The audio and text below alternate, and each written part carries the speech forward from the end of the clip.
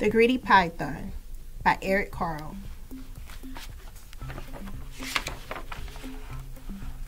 Half hidden in the jungle green, the biggest snake that there has been, looped back and forth and in between.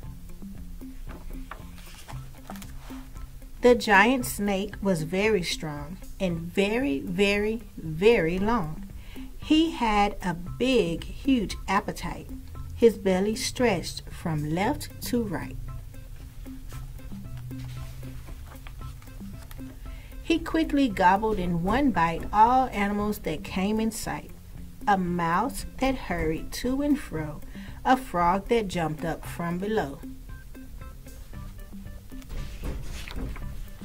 a bat that hung from his left toe, a fish that swam a bit too slow, a bird that flew a bit too low,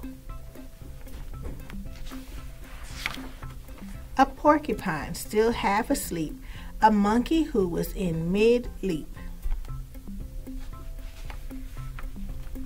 a leopard sitting in a tree, a buffalo who came to see,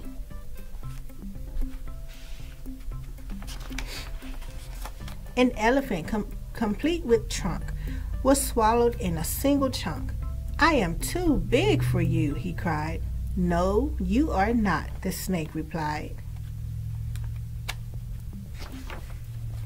At last the python's meal was done, and he lay resting in the sun.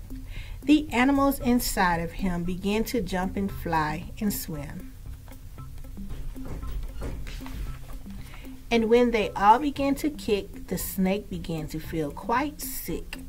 He coughed the whole lot up again, each one of them, and there were 10.